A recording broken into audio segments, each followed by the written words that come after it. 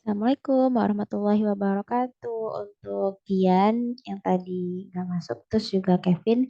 Nah, di sini kita lagi bahas tentang IPS pas kelas 5. Karena aku coba rangkum sesingkat-singkat mungkin, tapi insya Allah masih sangat lengkap. Nah, ngomongin tentang bentuk interaksi manusia dengan lingkungan alam. Nah, bentuk interaksi sosial, bentuk interaksi manusia maksudnya dengan lingkungan alam. Jadi contohnya itu seperti manusia juga dapat memanfaatkan sumber daya alam nih, tapi alam juga harus senantiasa dijaga oleh manusia. Jadi ada hubungan timbal balik antara keduanya, manusia dan alam. Contohnya interaksi manusia dengan alam yaitu manusia memanfaatkan kayu untuk bahan mebel, terus juga nelayan memanfaatkan ikan. Nah, terus udah selesai ngomongin tentang interaksi manusia dengan lingkungan alam, sekarang ngomongin interaksi sosial manusia dengan manusia. Pengertian interaksi sosial adalah hubungan timbal balik antara dua orang atau lebih. Terus juga ada jenis-jenis interaksi sosial. Yang pertama, interaksi antar individu, berarti orang dengan orang, satu orang dengan satu orang. Contohnya ketika seorang dokter berinteraksi dengan seorang pasien. Terus yang kedua, interaksi antara individu dengan kelompok. Contohnya seorang guru, satu guru berinteraksi dengan seluruh murid di kelas. Yang ketiga yaitu interaksi antar kelompok, yaitu kelompok dengan kelompok dong pastinya. Contohnya yang lagi ini sekarang ya, yang lagi ngetren sekarang yaitu pertandingan sepak bola antara dua tim. Nah, itu kelompok dan kelompok. Terus juga interaksi saat lomba tarik tambang, ada tim A, tim B, lomba tarik tambang. Nah, itu interaksi kelompok dengan kelompok. Nah, terus ngomongin tentang macam interaksi sosial. Nah, ini kan videonya biar sesingkat mungkin ya. Jadi Kak Rafa cepet aja, nanti kalau misalnya ada yang kurang jelas bisa diulang ya. Karena ini mempersingkat dari yang kelas tadi. Nah, macam interaksi sosial yaitu interaksi yang mengarah kepada persatuan dan juga interaksi yang mengarah kepada perpecahan. Kalau yang persatuan berarti contohnya seperti kerjasama, persatuan dan menghargai budaya. Terus kalau misalnya mengarah kepada perpecahan seperti persaingan ya. Terus juga persaingan yang di sini tidak sehat. Terus juga perbedaan pendapat yang sulit dipersatukan atau didamaikan. Nah, terus juga ada aspek-aspek nih dalam interaksi sosial dalam pembangunan sosial budaya. Yang pertama di sini nih juga kelihatan ya, di sini ada teksnya, kasih yang penting-pentingnya aja. Terus juga ada dari aspek bahasa. Jadi ketika eh, interaksi sosial itu ada aspek bahasanya, tentunya ya ada aspek bahasanya. Jadi eh, aspek bahasa itu sangat penting dalam interaksi sosial. Karena bahasa juga salah satu faktor atau salah satu unsur yang digunakan dalam interaksi sosial. Nah, contohnya apa aja di sini? Misalnya pembangunan dalam bidang bahasa antara lain, jadi bahasa jadi tetap lestari, dikembangkan pemerintah, terus selalu digunakan oleh masyarakat. Jadi kalau kita menggunakan bahas interaksi secara terus-menerus, jadi aspek bahasanya juga akan semakin maju karena aspek bahasa termasuk dalam interaksi sosial dalam pembangunan sosial budaya. Terus yang kedua yaitu aspek tradisi dan adat istiadat, seperti pembangunan dalam aspek tradisi dan adat istiadat diantaranya melaksanakan norma-norma yang terdapat dalam suatu tradisi, adat, istiadat, dan juga melestarikan adat istiadat. Oke, nah dari segi aspek pendidikan, dari segi aspek pendidikan nih, Kak Rafa jelaskan lagi, dibagi lagi nih, ada pendidikan formal, informal, dan non formal. Kalau formal seperti yang sangat baku dan resmi yaitu SD, SMP, SMA, perguruan tinggi. Terus tapi ada yang namanya non formal, dia eh, ada materinya juga, ada pelajarannya juga, tapi dia tidak resmi seperti sebaku tadi. Nah, kalau yang non formal itu seperti bimbel dan juga PAUD ya, pendidikan anak usia dini. Terus juga yang terakhir yaitu yang formal. Jadi dia lebih apa namanya, tidak ada kurikulum yang terstruktur seperti misalnya workshop atau kursus dan lain sebagainya. Oke. Nah, sekarang ngomongin tentang bentuk di sini interaksi sosial dalam berbagai bidang, contohnya ekonomi, pendidikan, sosial budaya. Nah, di sini kalau yang ekonomi biasanya seperti contohnya pembeli melakukan interaksi dengan pedagang, udah sering dengar ya. Terus juga dalam pendidikan guru dengan murid, terus sosial budaya bagaimana beradaptasi pada budaya masing-masing, norma masing-masing, dan juga adat yang berlaku di suatu tempat, serta tetap mempertahankan kebudayaan luhur identitas bangsa. Nah, kalau kita udah ngelakuin interaksi khususnya dalam sosial budaya nih, kita akan menciptakan suatu persatuan. Nah, sekarang ngomongin tentang letak geografis Indonesia. Nanti kalau mau diulang-ulang lagi bisa ya video ini, mau dibuat sependek mungkin. Nah, letak geografis Indonesia itu kalau ditanya letak geografis Indonesia apa sih? Nah, simpelnya kita bisa bilang letak geografis Indonesia terletak di antara dua benua, yaitu benua Asia dan benua Australia. Dan juga terletak di antara dua samudra, yaitu Samudra Hindia dan Samudra Pasifik. Oke, nah terus juga kita lihat kalau misalnya negara Indonesia itu negara kepulauan terbesar di dunia. Terus juga ini batas-batas wilayah negara Indonesia dengan negara lain, bisa lihat di sini. Terus juga bisa lihat di rangkumannya ya, di rangkuman lengkap yang udah Karafa kirim di grup WhatsApp. Terus sekarang ngomongin tentang pengaruh letak geografis Indonesia. Nah, di sini letak geografis Indonesia ada pengaruhnya loh. Nah, pengaruhnya itu pertama yang kita bahas dari segi cuaca dan iklim di Indonesia sendiri. Nah, cuaca di Indonesia itu kan cuma ada dua ya kan, yaitu apa? Kemarau dan hujan. Nah, itu disebabkan oleh apa? Angin Monsoon itu karena apa ya? Karena pengaruh dari letak geografis Indonesia. Terus juga yang kedua, letak geografis Indonesia menyebabkan Indonesia beriklim tropis ya. Beriklim tropis yang otomatis karena iklim tropis itu jadi cuman punya dua musim maksudnya ya. Cuman punya dua musim yaitu kemarau dan hujan. Oke. Terus karena dia beriklim tropis pastinya berarti tanaman tumbuh subur, curah hujan tinggi, dan ciri-ciri iklim tropis lainnya. Oke, nah sekarang pengaruh letak astronomis Indonesia. Nah, kalau ngomongin letak astronomis itu yang pasti ngomongin ada lintang utara, lintang selatan, bujur timur, bujur barat. Nah, di sini ingat ya kalau misalnya lintang, lintang itu yang dari atas ke bawah seperti penggaris, utara dan selatan. Sedangkan kalau bujur itu seperti saf sholat ya. Jadi dari kanan ke kiri, bujur barat, bujur timur.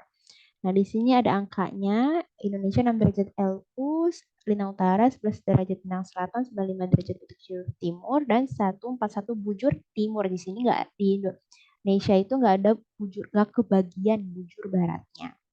Oke, ini angkanya sih nggak usah dihafalin ya. Nah, sekarang kita fokus ke em, apa sih sebenarnya pengaruh letak astronomis Indonesia? Kan letak astronomis Indonesia yang kayak gitu tuh membuat Indonesia itu dilintasi oleh garis khatulistiwa. Jadi istimewa banget Indonesia dibandingkan dengan negara-negara lain karena dilintasi khatulistiwa.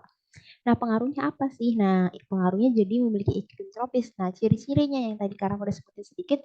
Nah, sekarang Karafa sebutin semuanya ya, lengkapnya maksudnya. Jadi temperatur udaranya cukup stabil yaitu 19 derajat sampai 35 derajat Celcius. Kalau misalnya Kak lupa angka 19 derajat itu. Nah, tulis aja nanti di situ di pas ketika hujan bisa ditulis temperatur udara cukup stabil. Itu udah pasti benar ya. Terus juga kelembaban tinggi, mungkin kalau nggak ingat nggak apa-apa kalau yang itu. Terus yang ini yang perlu diingat yaitu curah hujan tinggi. Nah, itu udah identik banget kalau tropis dia berarti curah hujannya tinggi. Terus juga karena curah hujan tinggi, suhu udaranya stabil, jadi tanaman tumbuh subur. Terus juga matahari bersinar sepanjang tahun. Beda sama negara-negara lain yang tidak semua negara mataharinya bersinar sepanjang tahun. Oke, nah ngomongin tentang letak astronomis, dia pasti sangat berkaitan erat dengan yang namanya WIB, WI, vital, dan waktu Indonesia. Nah, waktu Indonesia bagian barat, udah pasti Sumatera dan Jawa. Nah, cuman Kalimantan doang nih pulau di Indonesia ya secara umum gitu ya, pulau di Indonesia yang dibagi. Di sebelah sininya dia WIB, sebelah sininya Wita. Nah, Kalimantan mana aja? Kalbar dan Kalteng, Kalimantan Barat dan Kalimantan Tengah dia WIB, sedangkan Kalimantan Selatan dan Kalimantan Timur dia Wita. Nah, Wita Indonesia bagian tengah. Nah, Indonesia bagian tengah apa aja sih? Seperti Bali, Nusa Tenggara. Jadi pokoknya wilayah Indonesia yang benar-benar ada di tengah. Terus juga Pulau Sulawesi. Terus WIT, waktu Indonesia Timur. Langsung kita bisa sebutin Indonesia mana aja yang bagian timur, yaitu Maluku dan Papua.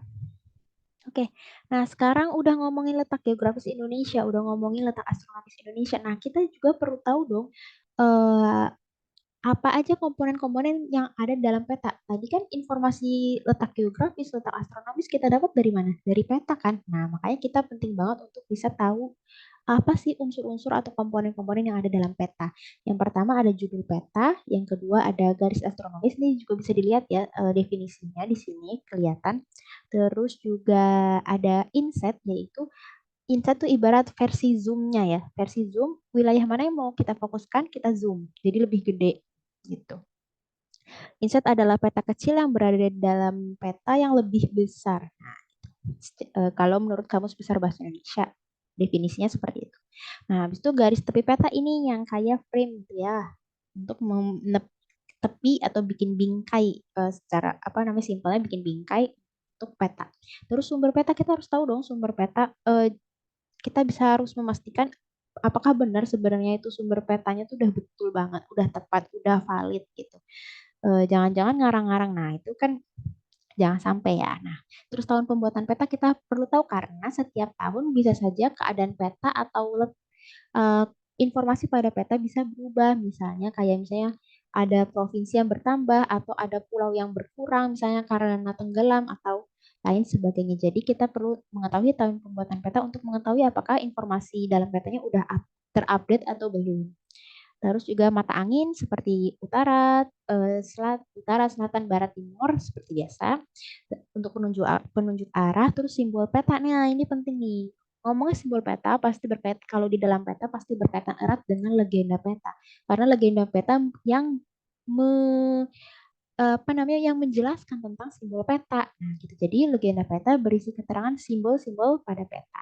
Nah, ngomongin Kak, ini banyak banget simbol-simbolnya kita nggak hafal semua. Oke, nah Kak Rafa sarankan untuk hafalin aja yang segitiga itu kita udah pasti sering tahu yaitu gunung. Terus kalau ngomongin garis lurus dia itu jalan. Terus kalau garis lurusnya tapi ada titik-titiknya, titik-titik tidak terhubung semua itu jalan kereta api, terus kotak ibu kota, bulat ada bulatnya lagi kota. Seperti yang udah kita lihat ya di sini. Ada. Kalau skala peta, nah di matematika juga ada ya skala. Skala peta berarti perbandingan antara jarak sebenarnya dibanding dengan jarak pada peta dibanding dengan jarak sebenarnya. Nah, warna-warna pada peta ini juga kita langsung bisa dibaca sendiri. Contohnya kalau misalnya di laut, semakin tua warna birunya, semakin dalam lautnya. Terus garis lintang dan garis bujur, di sini tadi udah dijelaskan juga sedikit. Garis lintang dan garis bujur sama-sama tentang garis hayal. Tapi bedanya kalau garis lintang itu dari barat ke timur atau sebaliknya, sedangkan garis bujur eh, ini sebenarnya harusnya salah ya di bukunya. Harusnya kalau lintang itu dan bujur sama-sama garis hayal, sedangkan kalau garis lintang itu dari utara dan ke selatan atau selatan ke utara, sedangkan garis bujur barat ke timur. Oke, nah sini sekarang tadi udah selesai ngomongin peta. Tadi awal-awal Karafa ngomongin tentang letak geografis Indonesia, letak astronomis Indonesia dan serta pengaruh dari kedua letak tersebut. Terus juga ngomongin tentang peta. Terus ngomongin sekarang yang baru lagi poinnya yaitu tentang kenampakan alam di Indonesia. Kenampakan alam di Indonesia terdiri dari daratan dan perairan. Daratan ya, kita udah kebayang ya kalau daratan misalnya pegunungan, daratan tinggi, daratan rendah, pantai, tanjung, teluk, yang seperti itu. Nah, sekarang kalau ngomongin yang perairan, pasti juga udah kebayang ya, seperti misalnya laut, sungai, danau. Nanti Kak Rafa punya materi yang tentang penjelasan arti-arti dari sungai, danau. Itu secara definisi nanti Kak Rafa masukin ke dalam grup WhatsApp.